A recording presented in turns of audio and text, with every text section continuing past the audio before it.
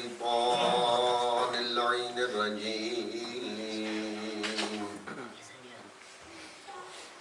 بسم الله الرحمن الرحيم الحمد لله رب العالمين الحمد لله الذي هدانا لهذا وما كنا لنهتدي لولا أن هدانا الله لقد جاءت رسل ربنا بالحق الصلاة والسلام والتحية والإكرام على أشرف خلقه وسيد بريته العبد المؤيد والرسول المسدد المصطفى الأمجد حبيب إله العالمين أبي القاسم محمد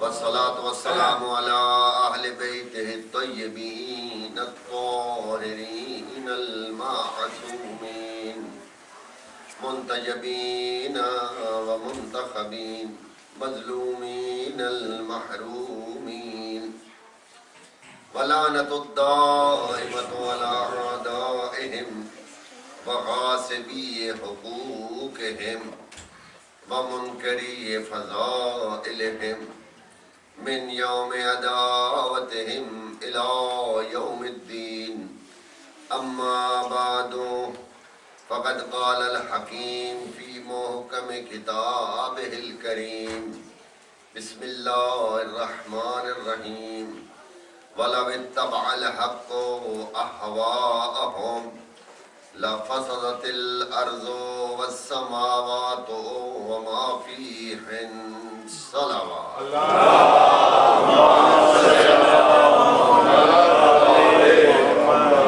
تمام حضرات خواتین سب کو ماہ مقدس ماہ شعبان المعظم المکرم اور اس میں یہ جو ہستیاں تشریف لائی ہیں ان تمام ہستیوں کی ولادت باسعادت آپ سب کو مبارک۔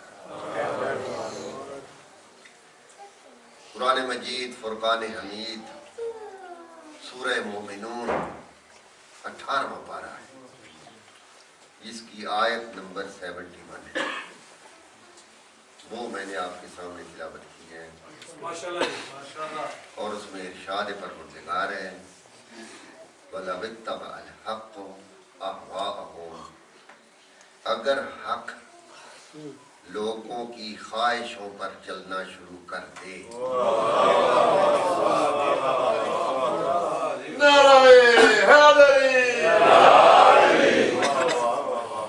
اگر حق لوگوں کی خواہشوں پر چلنا شروع کر دے لَفَسَدَتِ السَّمَاوَاتُ وَالْأَرْضُ وَمَا فِيهِنَّ، تو اس کا انجام کیا ہوگا؟ جو کچھ زمین اور آسمان میں ہے سارا تباہ، کچھ نہیں رہے۔ تو یہ آیت مجیدہ ہے، قرآن مجید ہے، جیسے مولانا بتا رہے تھے کہ ایک اور اپنا زبور آل محمد کے بارے میں جو بات مولانا بہت اچھا تعارف کرایا صحیفہ کاملہ کا، اور ایک عرض اور میں بھی کر دوں اس میں کہ اسلام کی یہ دوسری کتاب ہے،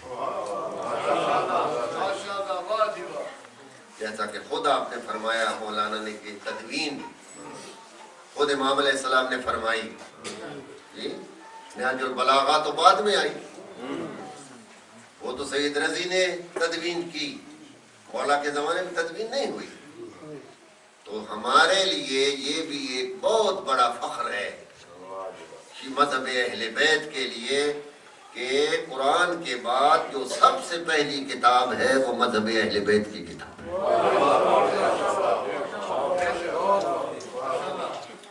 تو اس سے پہلے کہ میں بیان آگے بڑھاؤں ایک بات آپ کی خدمت میں عرض کرنی ہے کہ کچھ ہمارے ہاں لفظوں کی بحث چھڑ گئی ہے اور اس میں حقیقت کچھ نہیں. یہ ایک لفظی بحث ہے اور اس کا نقصان ہمیں ہو رہا ہے اور فائدہ دشمن کو ہو رہا ہے. مذہب اہل بیت بہت مظلوم مذہب اور ائمہ نے بڑی محنتیں کر کے اس مذہب کو بچایا ہے اور آپ کو پتا ہے کس قدر ظلم ہوئے ان پر اور بالخصوص 7ویں امام کے بعد پھر سارے زندانوں میں ہاؤس اریسٹ رہے اور اتنی تکلیفیں برداشت کر کے اس قدر محنت سے یہ مذہب ہم تک پہنچایا ہے. تو یہ الہیانی بحثیں ہیں اور الحمدللہ ہم سب شیعہ ہیں جی الحمدللہ ہم سب اثنا عشری ہیں سب 12 اماموں کو ماننے والے ہیں. کسی امام کا انکار نہیں ہے. ہمارے ہاں کچھ افراد جو ہیں وہ زیدی بنے کچھ اسماعیلی کچھ بورے تو انہوں نے ہمارے باقی ائمہ کا انکار کیا ہے لیکن ہم سب الحمدللہ سب ائمہ کے ماننے والے ہیں. اور شیعوں میں اختلاف پہلے بھی رہا. خود دیکھ لے لوگ زیدی ہو گئے امام زین العابدین علیہ السلام کے بعد انہوں نے امام باقر علیہ السلام کو نہیں مانا حالانکہ امام معصوم موجود تھے. اس کے بعد امام جعفر صادق علیہ السلام کے بعد لوگوں نے امام موسیٰ کاظم علیہ السلام کو نہیں مانا. اسماعیلی ہو گئے بورے ہو گئے آج کل ہیں آپ جائیں عراق میں آپ کو نظر آئیں گے بہت سارے زیارت پر آئے ہوئے کربلا جاتے ہیں نجف جاتے ہیں قازمین نہیں جاتے. سب سے پہلی بات یہ ہے کہ الحمدللہ ہم تمام افراد پورے کے پورے ائمہ کو ماننے والے اثنا عشری شیعہ ہیں. تو ہمارے ہاں یہ آج کل جو بحثیں چل پڑی ہیں اس سے نقصان کس کا ہوگا آپ خود سوچیے. دکھ کس کو ہوگا اہل بیت کو ہوگا مذہب اہل بیت کو نقصان ہوگا. ہمارے ہاں اگر گروپ بندیاں ہوتی ہیں ہمارے ہاں اگر دھڑے بنتے ہیں تو کس کا نقصان ہوگا. تو یہ خواہ مخواہ ایک ضد جو ہم لوگوں نے پکڑ لی ہے کہ میں نے یہ کہنا ہے اور میں جو کہتا ہوں وہ صحیح ہے اس سے اہل بیت کے مذہب کو بہت بڑا ڈیمیج ہو رہا ہے. دشمن اس طاق میں ہے کہ شیعہ مذہب کو بے روح کر دیا جائے نقصان پہنچایا جائے. شروع سے شیطان ہمارے پیچھے لگا ہوا ہے اور آج دنیا ساری نے محسوس کر لیا ہے کہ اگر اصل اسلام ہے تو وہ مذہب اہل بیت ہے. تو اس کے لیے اس کے اوپر پیسہ بھی خرچ ہو رہا ہے دماغ بھی خرچ ہو رہے ہیں لوگوں کو تیار کیا جا رہا ہے اور اس کا طریقہ کار کیا ہے کہ یہی ہمارے ہاں چھوٹی چھوٹی باتوں کو ہوا دے کر آپس میں اختلاف بڑھایا جائے اور اس سے ہماری طاقت کمزور ہو جائے. بڑی پرانی بات ہے کہ ایک بابا بڑا عقلمند تھا تو اس کے 4 بیٹے تھے تو فوت ہونے لگا تو اس نے کہا کہ ایسا کرو لکڑیوں کو جمع کرو. وہ لکڑیاں لے کر آئے تو بابے نے کہا اس کو رسی سے باندھو. جب ساری باندھ دی تو اس نے 4 بیٹوں سے کہا کہ باری باری ان کو توڑو. تو انہوں نے پورا زور لگایا وہ نہیں ٹوٹی اس لیے کہ وہ اکٹھی تھی یکجان تھے. اس نے کہا رسی کھولو. کھول کے اس نے ایک ایک کر کے کہا توڑو تو سب نے بڑی آسانی کے ساتھ ساری لکڑیوں کو توڑ دیا. تو بابا سمجھانے لگا ان کو دیکھو میرے بعد اگر ان لکڑیوں کی طرح اکٹھے رہے تو تمہیں کوئی نقصان نہیں پہنچا سکتا اور اگر الگ الگ ہو گئے تو ایک ایک کر کے تم کو ختم کر دیا جائے گا. یہ جو ہمارا دشمن ہے وہ امیر المومنین کا دشمن ہے اصل میں وہ اہل بیت کا دشمن ہے مگر ہم ہمیں بے وقوف بنا کر ہمارے اندر اختلافات ڈال کے ہماری طاقت کو کمزور کرنا چاہتا ہے. تو اس لیے ہمیں اس بات پر متوجہ رہنا چاہیے.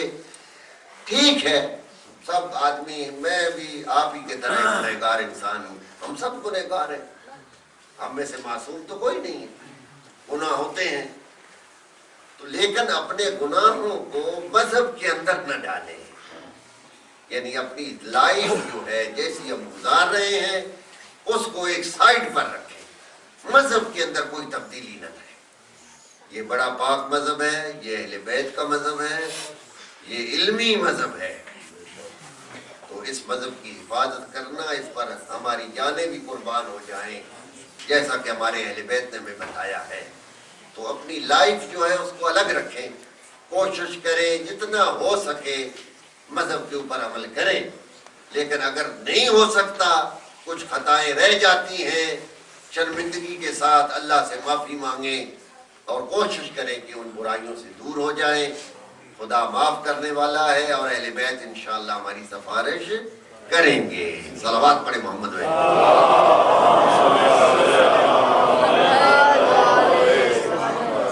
تو یہ جو آیت میں نے آپ کی خدمت میں عرض کی ہے، تلاوت کی ہے، خدا کا ارشاد ہے کہ اگر حق جو ہے وہ کمزور ہوتا یا حق کے نمائندے اگر کمزور ہوتے تو وہ لوگوں کی خواہشوں پر چلتے، اور اس کا نتیجہ کیا ہوتا؟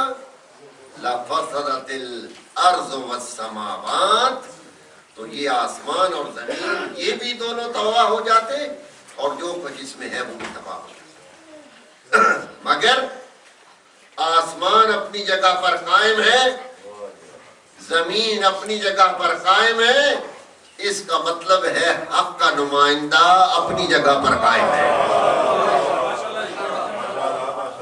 اور وہ لوگوں کی خواہشوں کو نہیں دیکھتا. اس کے اندر حق کی وہ جرت ہے کہ وہ لوگوں کی خواہشات کو ختم کرتا ہے اور حق کے راستے کو نہیں چھوڑتا، جس کی وجہ سے یہ نظام قائم ہے. حضرت موسیٰ علیہ نبینا علیہ السلام بہت بڑے نبی ہیں اور اولو العزم بھی ہیں. ان کا ایک شاگرد تھا، یہ واقعہ پہلے بھی میں نے کئی دفعہ سنایا. وہ ان سے اجازت لے کے یہ آپ کہ مجھے اجازت دے دیں میں اپنے علاقے میں جاؤں اور تبلیغ کروں. میں کافی پڑھ لیا ہے. تو حضرت موسیٰ نے اس کو اجازت دے دی، وہ چلا گیا. کچھ عرصے کے بعد حضرت موسیٰ کو اس کا خیال آیا کہ میرا شاگرد تھا، گیا تھا.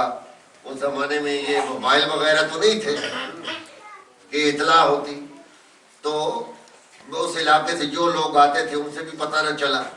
تو ایک دن بارگاہ الہی میں عرض کی، پروردگار وہ میرا شاگرد کہاں چلا گیا، اس کی کوئی خبر نہیں ہے. تو اللہ تعالیٰ نے جواب دیا، موسیٰ تمہارے گھر کے باہر جب تم نکلتے ہو تو ایک بندر تمہیں نظر آتا ہوگا.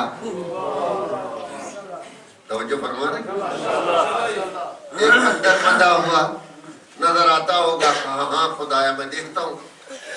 کہا یہ وہی تمہارا شاگرد ہے. خدایا وہ میرا شاگرد، وہ تو بڑا نیک تھا، بڑا اچھا تھا، اس نے علم حاصل کیا. کہا وہ سب کچھ ٹھیک تھا، غلطی اس سے یہ ہوئی کہ جب واپس گیا تو قوم جن غلط رسموں میں لگی ہوئی تھی اس نے ان کو روکا ٹوکا نہیں. اس نے اپنے علم کا حق ادا نہ کیا اور اس کی وجہ سے ہم نے اسے بسط کر دیا. چنانچہ یہ آج کل جو کچھ ہم بچے ہوئے ہیں یا ہمارے مومنوں والے چہرے ہیں، یہ حضور کی رحمت کا صدقہ ہے. حضرت کی ذات برکات کی وجہ سے خدا نے وعدہ کیا ہے کہ اے نبی جب تک تم اس امت میں ہو میں اس امت پر عذاب نہیں نازل کروں گا. تو چنانچہ ہمارے چہرے بچے ہوئے اس لیے ہیں کہ حضور ہمارے شفیع ہیں. اور آپ کی وجہ سے ہماری عزت رہ گئی ہے، ورنہ جس قسم کے ہمارے کام ہیں پہلے انبیاء کی امتوں میں سے ہم ہوتے تو خدا جانے ہم کس شکل میں ہوتے۔ صلوات پڑھے محمد و علی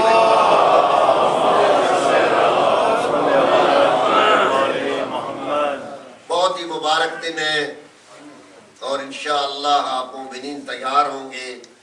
شعبان معظم کے بعد انشاءاللہ رمضان الکریم آ رہا ہے، تو اللہ کا رحمتوں والا مہینہ، یہ جس کے اندر عبادت کے بہت چانسز ہیں، اور آپ انشاءاللہ آمادہ ہوں گے۔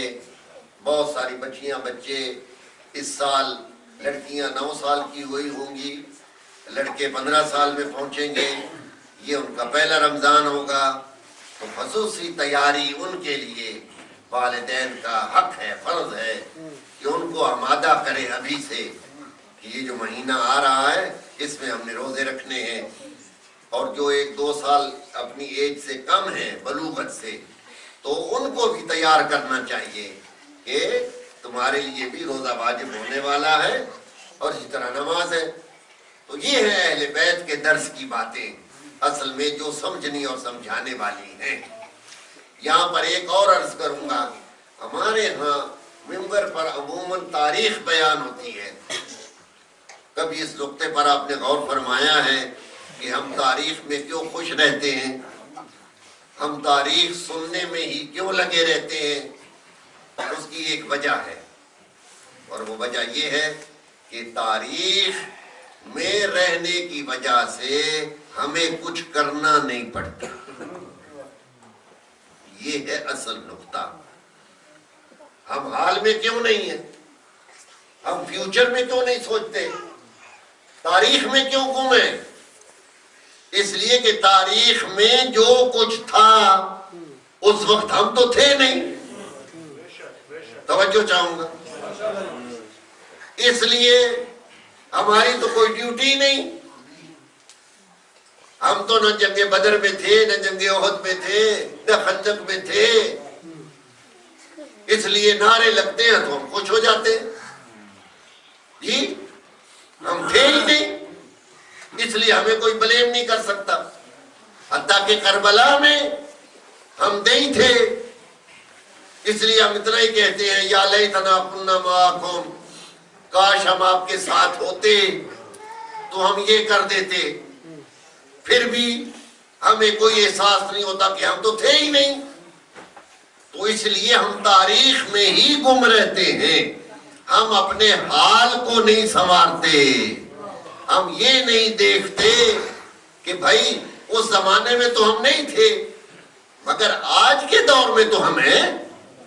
آج کے دور کے تقاضے کیا ہیں؟ صلوات پڑھے محمد علی بھائی۔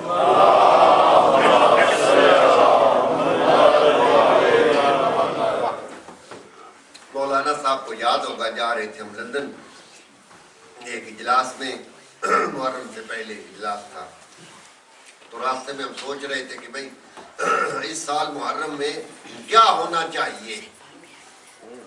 تو میں نے ایک جملہ عرض کیا، میں نے کہا ہمیں امام حسین علیہ السلام کو 61 ہجری سے نکال کر آج کے زمانے میں لانا چاہیے، یہ ہے وقت کی ضرورت۔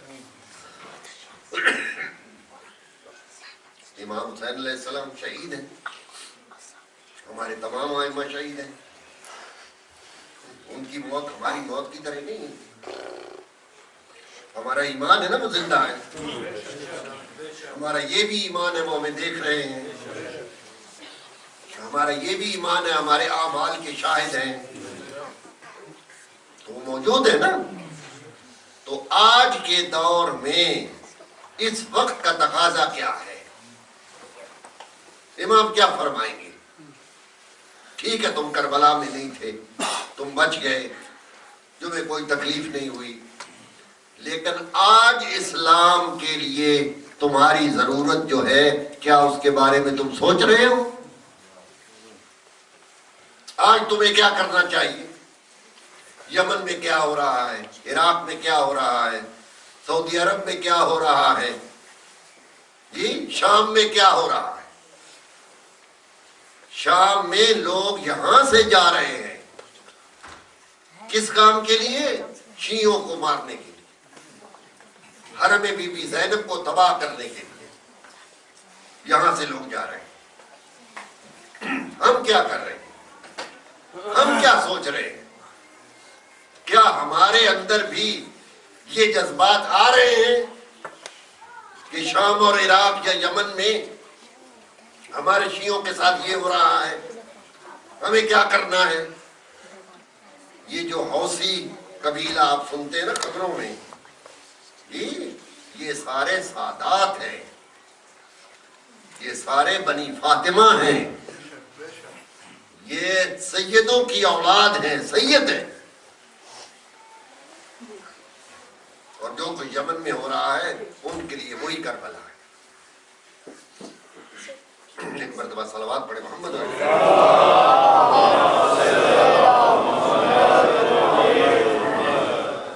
بارے دیگر صلوات۔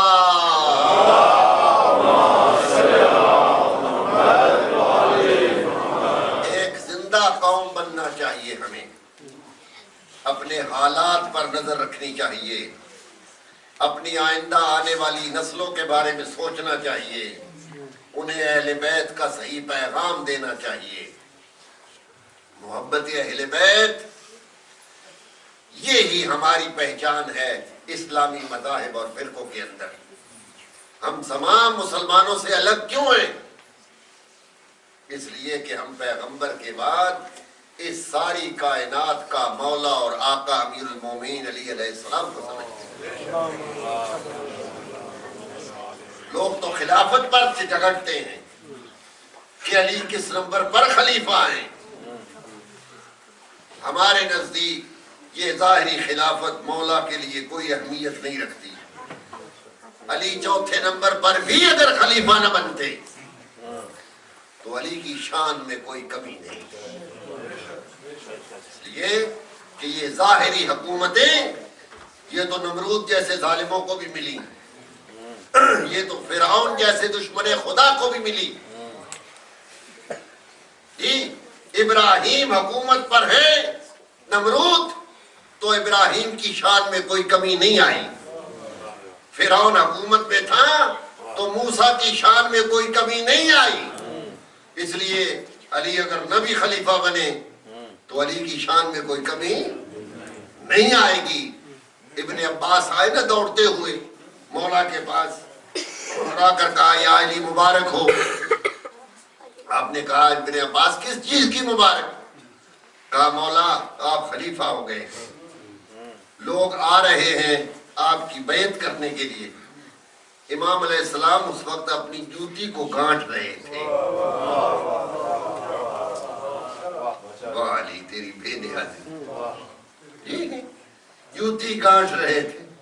کہا ابن عباس یہ میری جوتی بازار میں لے جاؤ، یہ کتنے کی بکے گی؟ ابن عباس نے مسکرا کر کہا مولا آپ کی جوتی اہل معرفت کے لیے تو اس کی قیمت ثقلین سے بھی زیادہ ہے، لیکن جو اس کی ظاہری حیثیت ہے جی تو ایک پینی بھی کوئی نہیں دے گا، اس لیے کہ اب تو اس کو گانٹھا بھی نہیں جا سکتا۔ امیر المومنین نے کہا ابن عباس علی کی نظروں میں یہ دنیا کی بادشاہی کی قیمت اس جوتی سے بھی کم ہے، اس جوتی سے بھی کم۔ تو امیر المومنین خلیفہ ہو یا نہ ہو، پیغمبر کے بعد اس پوری کائنات میں سب سے بڑی ذات ہے پروردگار کی، جو وحدہ لا شریک ہے اور تمام قدرتوں کا مالک ہے، تمام کائنات کا خالق ہے، سب سے بڑی ذات اس کی ہے۔ اور اس کے بعد امکان میں جو بھی آ سکتا ہے، پیغمبر کے بعد وہ ذات ہے ہمارے نبی پاک صلی اللہ علیہ وآلہ وسلم۔ اور پھر پیغمبر کے بعد سب سے بڑی شان حد امکان میں وہ ہے میرے مولا کی۔ علی صرف مدینے کے خلیفہ نہیں، وہ کائنات کے مولا ہیں، پوری کائنات۔ بہت بڑی شان ہے، بہت بڑی عظمت ہے۔ اور اس کے بعد آپ کے صاحبزادے پیغمبر نے جب یہ فرمایا ان الحسن والحسین سیدی شباب اہل الجنہ، تو ساتھ میں یہ کہنا پڑا وَأَبُوهُمَا أَفْضَلُ مِنْهُمَا، یعنی پیغمبر خود تو اپنی جگہ پر افضل ہے، تو شہزادگان جنت کے تمام لوگوں کے سردار ہیں، تو کیا علی کے بھی سردار ہیں؟ نہیں، وَأَبُوهُمَا أَفْضَلُ مِنْهُمَا۔ اور ماں کے بارے میں پہلے ہی کہہ دیا تھا سیدۃ النساء اہل الجنہ، ماں خود شہزادی ہے، ماں خود سردار ہے۔ جی مجھے سمجھ نہیں آتی، یہ حدیث بھی پڑھتے ہیں مسلمان اور پھر کہتے ہیں امام حسن نے بیعت کر لی، امام حسن نے فلاں کی بیعت کر لی۔ بھائی یہ کیسے ہو سکتا ہے جو جنت میں سردار ہو وہ دنیا میں غلام ہو جائے؟ یعنی جہاں پر انجام ہے وہاں سردار ہے اور دنیا میں بیعت کر لیں؟ جو وہاں سردار ہے وہی کائنات میں بھی سردار ہے، اور جو سردار ہے وہ کبھی بیعت نہیں کرتا۔ اور یاد رکھیے سرداروں سے سردار زادے پیدا ہوتے ہیں، غلاموں سے غلام زادے پیدا ہوتے ہیں۔ صلوات پر محمد و اہل بیت محمد۔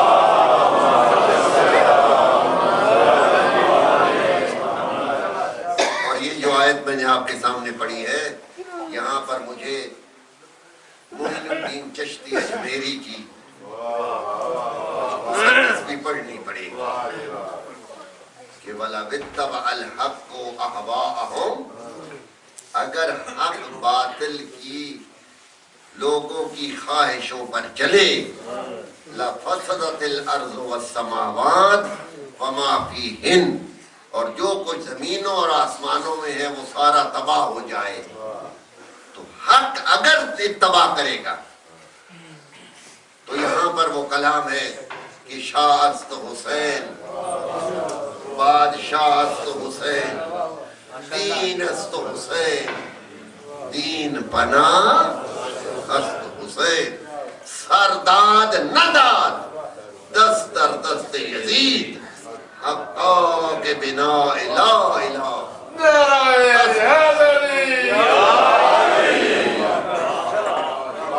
یہ ہے حق کی طاقت جس کا مظاہرہ کربلا کے میدان میں ہوا۔ ہم کیوں کہتے ہیں کہ حسین نے دین بچایا؟ ہم کیوں کہتے ہیں کہ حسین نے اسلام بچایا؟ خدا تو کہتا ہے کہ حسین نے کائنات کو بچایا۔ یعنی حسین نمائندہ حق ہے۔ کربلا میں حسین اگر حق کی حمایت میں نہ ڈٹتے تو اسلام نہیں ساری کائنات تباہ ہو جاتی، زمین و آسمان تباہ ہو جاتے۔ اور اس لیے خواجہ نے بہت خوب کہا کہ سرداد نداد دست در دست یزید، حقا کے بنائے لا الہ است حسین۔ حسین نے لا الہ کو بچایا، حسین نے دین کو بچایا۔ یہ ہے بیٹا، یہ ہے بیٹا جو دین بچا رہا ہے۔ اور باپ میدان خندق میں جب نکلا ہے تو حضور فرما رہے ہیں برز الحق ایمان کلو الی الکفر کلے، یہ پورا ایمان پورے کفر کے مقابلے میں جا رہا ہے۔ یعنی باپ ایمان کا محافظ ہے، بیٹا دین کا محافظ ہے۔ اب مجھے کہنے دو جو باپ کو نہ مانے، جو باپ کو نہ مانے وہ بے ایمان ہوگا، جو بیٹے کو نہ مانے وہ بے دین ہوگا۔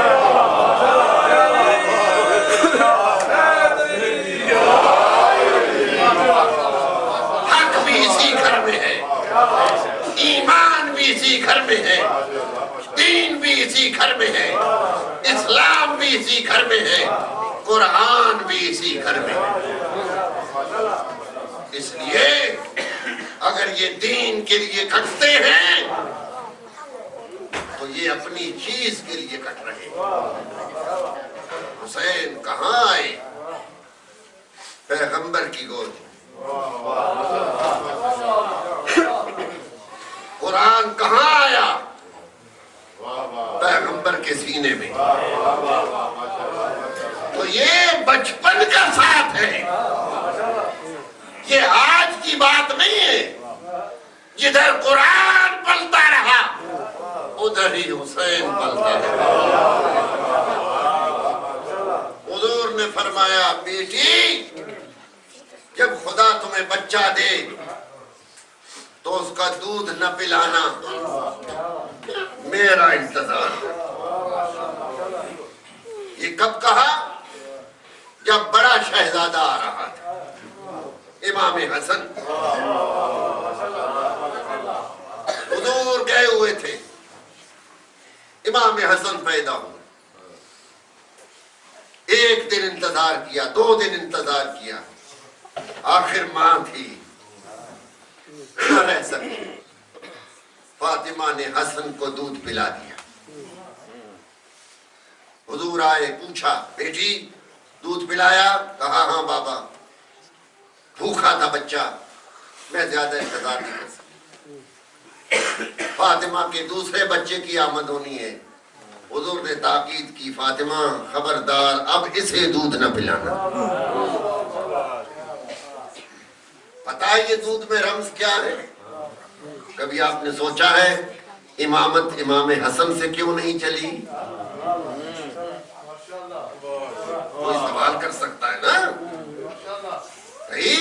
حسن بھی تو علی کے بیٹے ہیں، وہ بھی فاطمہ کے بیٹے ہیں، ان سے امامت کیوں نہیں چلی؟ حسین سے کیوں چلی؟ اور اس کا سبب ہی یہی ہے، یہ امامت حضور کی زبان سے نکل کر اہل امامت میں جانی تھی۔ تو حسن محروم ہو گئے، اور جب حسین آئے پیغمبر تشریف لائے، سنایا واقعہ، ام ایمن میرا بیٹا لے کر آؤ۔ کہا یا رسول اللہ ابھی ولادت ہوئی ہے، غسل دے لوں تو لاتی ہوں۔ کہا ام ایمن کدھر پھر رہی ہو؟ میرے بیٹے کو تم پاک کرو گی جسے خدا نے کوثر و تنظیم سے غسل دے کر بھیجا۔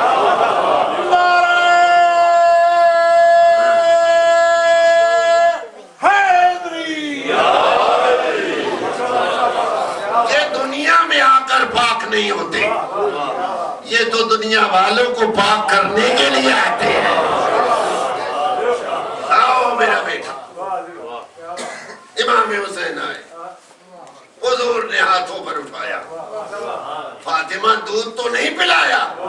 کہا نہیں بابا، زبان وحی ترجمان کو دہنے امامت میں ڈال ڈالا پیغمبر نے، اور دودھ جاری ہوا۔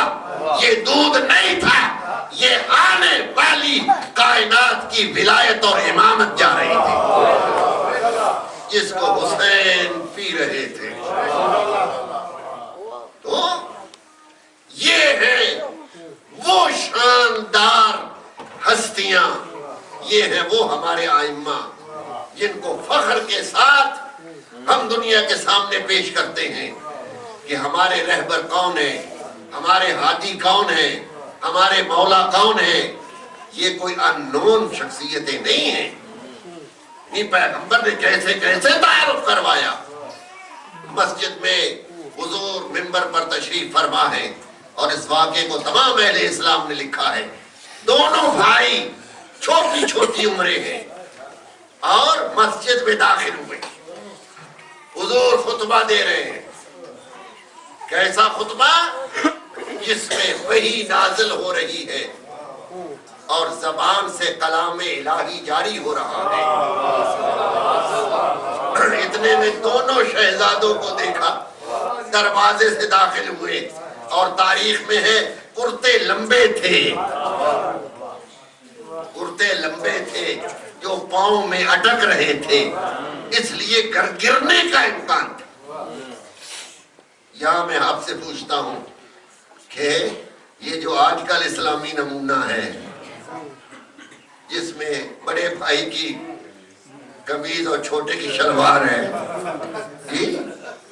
یہ نمونے پیغمبر کے زمانے میں اسلامی تو نہیں تھے۔ شہزادوں کے تو کرتے لمبے تھے جو پاؤں میں ٹک رہے تھے۔ اب دروازے سے داخل ہوئے، ادھر پیغمبر نے دیکھا اور یہ خطرہ محسوس ہوا کہ پاؤں میں کرتے آنے کی وجہ سے شہزادے گر نہ جائیں۔ پیغمبر نے منبر چھوڑا، جبرائیل نے عرش چھوڑا۔ اور یہ صرف منبر نہیں، تلاوت قرآن چھوڑی اور پیغمبر بھاگے۔ ادھر پیغمبر آئے، ایک شہزادے کو حضور نے اٹھایا، دوسرے کو جبرائیل نے اٹھایا، گرنے نہ پائے۔ دونوں کو لیے ہوئے پیغمبر واپس آئے اور منبر پر بیٹھ کر اپنا خطبہ شروع کرنے سے پہلے یہ مشہور حدیث فرمائی، اے دنیا والوں، ان الحسن والحسین سیدی شباب اہل الجنہ، صلوات۔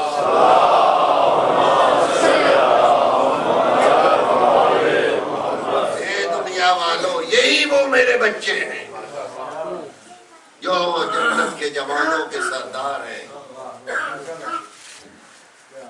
اور یہ کوئی ایک دفعہ ہوا ہے؟ کتنے واقعات ہیں۔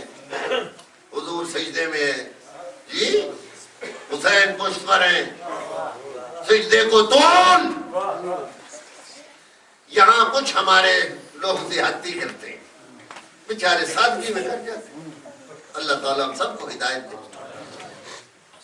ہیں ہمارے ہی، جی ہم دو نہیں ہیں، خدا کے مت اس طرف خیال کیا کرو اور ایک دوسرے سے لڑنے کے لیے مت تیاریاں کرو۔ ایک دوسرے کو گلے لگائیں، ایک دوسرے سے ہم پیار کریں، ایک دوسرے کو سمجھائیں۔ جی امام حسین علیہ السلام حضور سجدے میں، حسین پشت پر ہیں۔ یہ مقابلہ نماز اور حسین کا نہیں ہے، مت مقابلہ کریں۔ نماز ایک اللہ کا حکم ہے، ایک ایسی چیز ہے کہ جو بھی مخلوق میں سے ہے انسان، اس کے اوپر نماز اپنے اوقات میں واجب ہے، چاہے وہ امام ہے چاہے وہ نبی ہے۔ اور اس کا مشاہدہ آپ نے بہت ساری جگہوں پر دیکھا۔ جنگ صفین میں امیر المومنین بار بار آسمان کی طرف دیکھتے ہیں اور مالک ابن اشتر نے پوچھا، مولا یہ کیا دیکھ رہے ہیں؟ کہا دیکھ رہا ہوں ظہر کا ٹائم کب ہو تاکہ نماز میں دیر نہ ہو جائے۔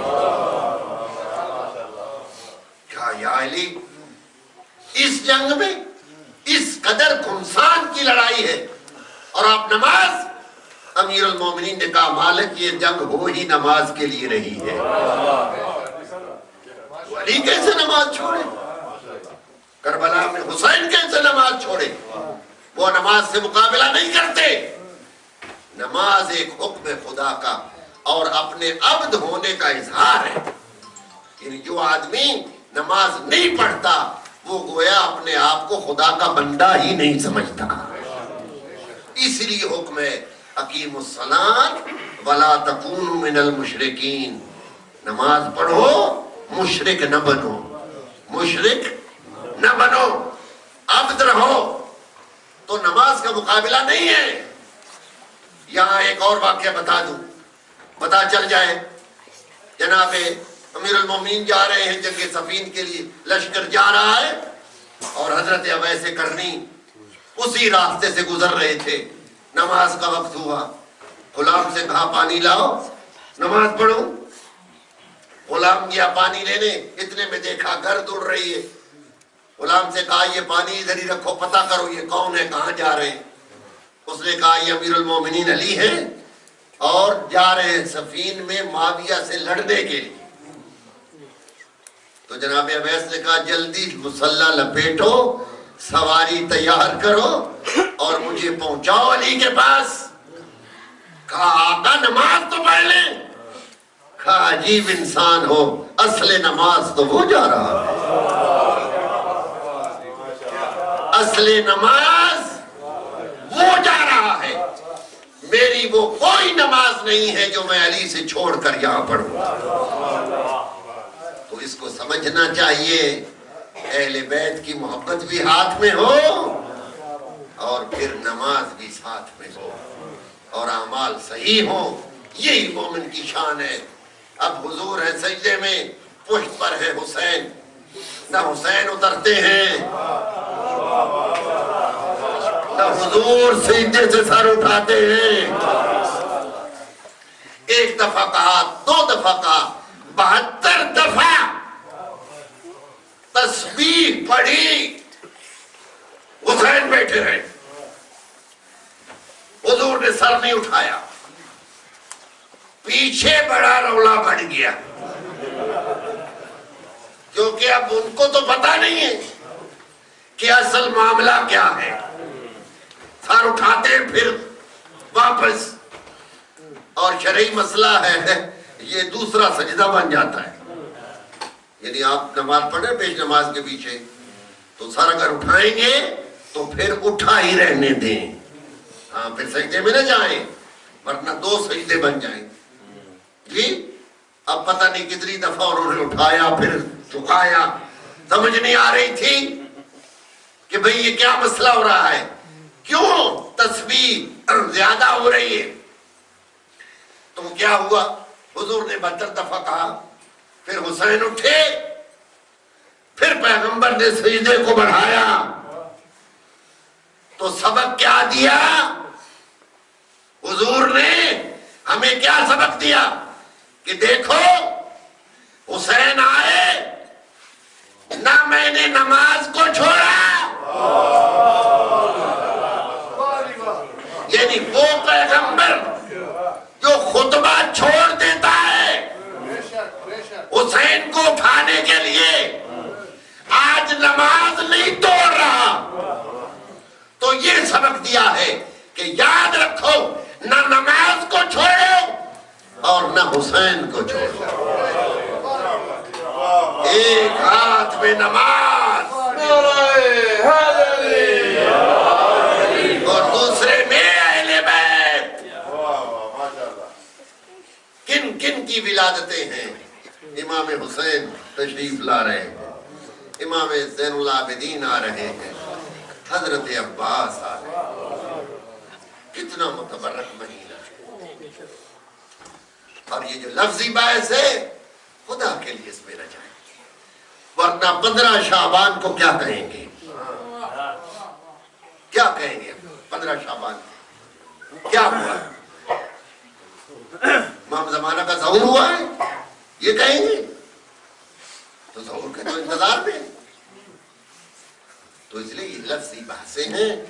امیر المومنین کا سب سے بڑا جو لقب ہے وہ ہے ولید کعبہ، جو مولا کے سامنے بھی شاعروں نے استعمال کیا، ولید کعبہ۔ ہمارا ایک دوست تھا عراقی، اس کا نام تھا ولید، شیعہ، تو اچانک مجھے جب نام سنا تو میں حیران ہو گیا، میں نے کہا ولید نام رکھا؟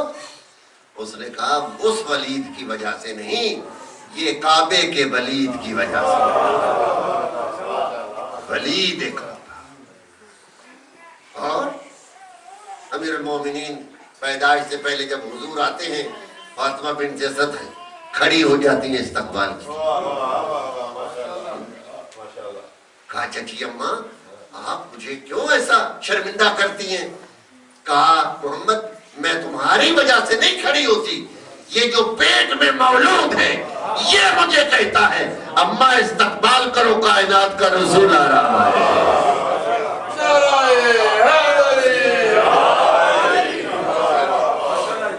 ابو طالب باپ بنیں گے نا، فاطمہ بنت اسد ماں بنے گی نا،